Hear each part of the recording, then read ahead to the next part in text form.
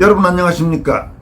오늘은 먼저 경남 양산의 문재인 전 대통령 사저 주변에서 시위를 벌여오다 구속된 60대 시민이 문재인 김정숙 부부를 상대로 맞고소를 한 소식부터 살펴보겠습니다. 이 시민은 특히 전직 대통령 부인인 김정숙 씨가 자신에게 입에 담기도 어려운 쌍욕을 퍼부었다고 고소장에 구체적으로 기재한 것으로 알려져 논란이 되고 있습니다. 경남 양산경찰서에 따르면 양산 평산마을에서 장기간에 걸쳐 집회 시위를 벌여오던 60대 시민 A씨는 지난 16일 특수협박 등의 혐의로 경찰에 체포된 이후 경찰서 유치장에서 문재인 김정숙 부부를 상대로 고소장을 작성해 경찰에 제출했습니다. A씨는 문재인에 대해서는 형법상 간첩죄 혐의로 고소장을 냈다고 합니다. A씨는 또 문재인 부인인 김정숙 씨를 피고소인으로 해서 모욕죄 혐의 등의 취지가 담긴 고소장도 제출했다고 합니다. A씨는 해당 고소장에서 김정숙 씨가 자신에게 쌍욕을 했다, 모욕감을 느끼게 했다고 밝혔다고 합니다.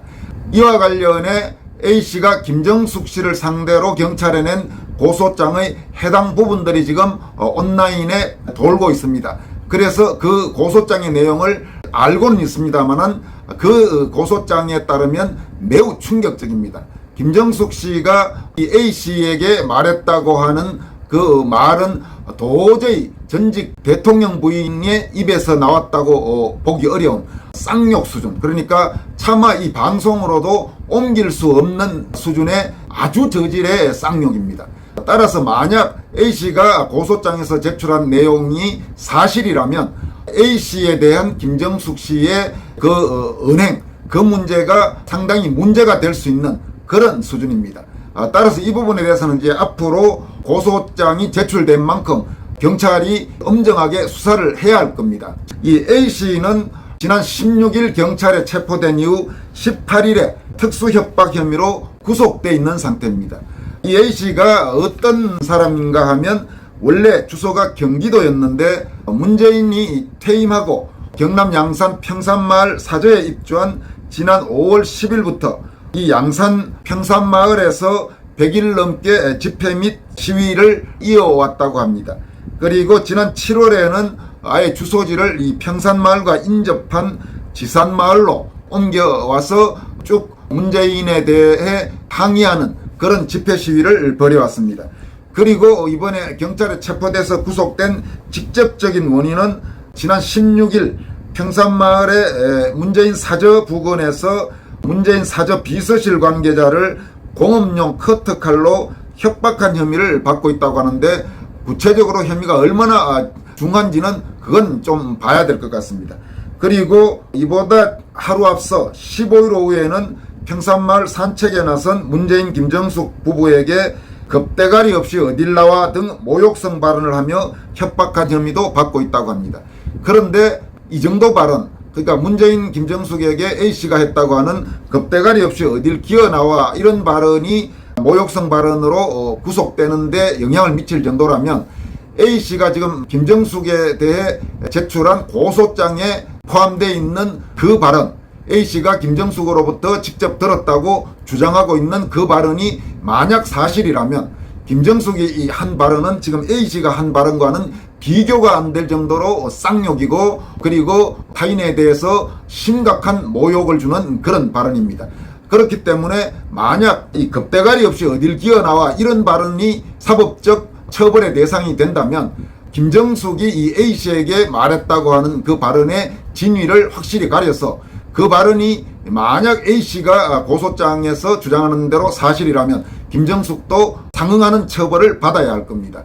만약 이 A씨만 처벌을 하고 김정숙은 그런 발언을 했는데도 처벌받지 않는다면 그건 법이 형평을 가졌다고 보기 어려운 그런 부분이 분명히 지적될 것으로 보입니다. 이 A씨는 지난 5월 31일 문재인 김정숙 부부가 소위 모욕, 명예훼손, 집회 및 시위에 관한 법률 위반으로 고소한 평산마을 시위자 4명 중 1명에 포함되는 인물이라고 합니다. 당시 문재인은 비서실을 통해서 주민 일상이 파괴되는 것은 물론 건강한 삶마저 위협받는 그야말로 생존의 문제가 됐다면서 법적 조치 의사를 밝힌 바가 있습니다. 그래서 지금 이 A씨는 이미 체포됐고 더구나 구속까지 당한 상태입니다. 따라서 A씨가 경찰에 제출한 문재인 김정숙에 대한 고소장, 특히 김정숙에 대해서 모욕죄 혐의로 제출한 고소장 부분은 빨리 수사를 해서 경찰이 그에 따라 합당한 결론을 내려야 할 것으로 보입니다. 다음으로 전해드릴 내용은 탈북 외교관 출신인 김태산 전 체코 주재 북한 무역부 대표가 조갑제닷컴 대표인 조갑제 씨를 통렬하게 비판하는 글을 SNS에 올렸습니다. 조갑제 씨는 여러분 아시다시피 이준석을 비호하는 대표적인 인물 중 한 사람이죠. 또 4.15 총선 선거부정 의혹 진상규명을 위해 노력해온 분들을 비판해온 그런 전력도 갖고 있습니다. 김태산 씨가 8월 22일 자신의 SNS를 통해 올린 그의 정체가 뭘까라는 제목의 조갑제 씨에 대한 비판글 내용은 다음과 같습니다. 이런 내용입니다. 한때는 대기자라고 불리우던 조갑제란 분이 8월 20일에 글을 썼는데 참으로 대인답지 못하고 기자답지도 못하기에 한마디 한다. 조 기자는 글의 제목 자체를 이준석을 욕하는 진짜 싸가지 없는 사람들이라 달고 준석이 8월 13일 진행한 기자회견문과 페북에 쓴 글을 인용하며 준석이는 아주 현명한 존재라는 걸 알리고자 예를 썼다. 그가 올린 글에는 부정선거를 제기하는 사람들을 음모론자들이라 명하고 부정선거가 아님을 증명한다는 10개의 질문까지 곁달렸다. 글의 마지막에는 부정선거를 제기하는 사람들을 음모론자들의 성격상 특징은 확정 편향인데 대체로 무례하고 독서가 부족하며 모두가 분열주의자들이다고 매우 부정적이며 악의적으로 몰아갔다. 물론 각자의 견해가 다를 수는 있겠지만 그래도 어떻게 공인의 체면마저 벗어던지고 이준석을 대신하여 이렇게까지 국민 대중을 모독하는 공개글을 발표할 수가 있겠는가. 이준석이가 지금 종북 좌파를 도와서 대한민국의 정치판을 얼마나 흔들어 놓는지를 모른단 말인가. 그런 사람을 비판하는 국민 대중을 싸가지 없는 사람들로 매도할 만큼 조갑제라는 인간이 그리도 대단한 존재인가. 조갑제에게는 이준석이라는 개인이 그리도 위대해 보이는 그 이유를 모르겠다. 이상은 탈북 외교관 출신인 김태산 전 체코 주재 북한 무역부 대표가 조갑제 씨를 질타한 글입니다. 조갑제 씨의 이런 글에 대해서 반박하자면 한없이 반박할 내용이 많지만 입이 더러워져서 말 안 하겠습니다. 그냥 김태산 씨의 글을 소개하는 정도로 그치겠습니다. 오늘 마지막으로 전해드릴 소식은 중국에 대한 인식을 보여주는 여론조사 한 가지를 소개해드리도록 하겠습니다. 동아일보가 한중수교 30주년을 앞두고 성균관대 성균 중국연구소 또 한국국제교류재단과 공동으로 20, 30대들을 대상으로 여론조사를 실시해서 발표했는데 그 내용이 상당히 눈에 띕니다.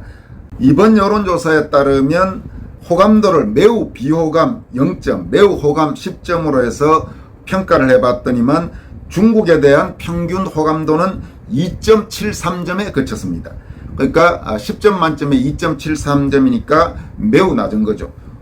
미국에 대한 호감도가 6.76점, 이건 비교가 안 되고 일본 3.98점, 심지어 북한 2.89점보다도 중국에 대한 호감도가 더 낮은 걸로 나타났습니다. 그리고 중국에 대해서 호감을 느끼지 못한다라고 평가한 비율이 전체 응답자의 무려 78.8%나 됐습니다. 중국에 대한 비호감의 이유로는 김치와 한복이 중국에서 기원했다는 중국의 주장이 48.2%로 가장 많았고 중국의 홍콩 민주화 시위 진압과 신장 위구르 등 인권 침해 문제가 35%, 첨단 기술, 인재, 정보 유출과 지식재산권 침해가 29.3%, 중국 공산당의 일당 통치 등 정치체제가 26.4%, 사드 배치에 대한 중국의 경제보복이 18.8% 순이었습니다. 현재 한중관계가 나쁘다는 평가도 58.9%인 반면에 한중관계가 좋다는 평가는 5.3%에 그쳤는데 이처럼 한중관계가 나쁜 이유가 뭐냐고 물어봤더니만 한국에 대한 중국 정부의 고압적 외교 및 태도가 52.9%로 가장 높게 나타났습니다.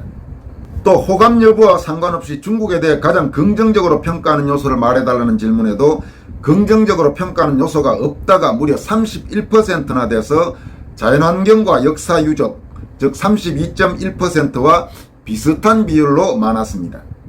한중 관계 개선에 가장 필요한 것을 복수로 물었더니만 중국이 경제와 안보 분야에서 한국을 압박하는 태도를 바꿔야 한다가 60.2%, 미중 갈등 완화 등 국제 정세가 변화해야 한다가 46.3%, 중국이 사드 보복을 해제해 양국 경제와 대중문화 교류를 정상화해야 한다가 31.7%, 중국이 북한 문제 해결에서 한국을 더 적극적으로 도와야 한다가 22.4%, 양국 민간 교류 및 인식 개선 프로그램을 강화해야 한다가 20.5% 순으로 나타났습니다.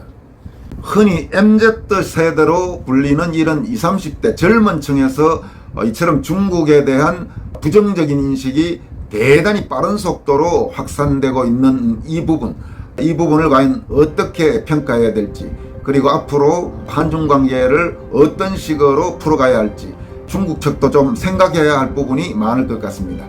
여기까지 하겠습니다. 여러분 고맙습니다.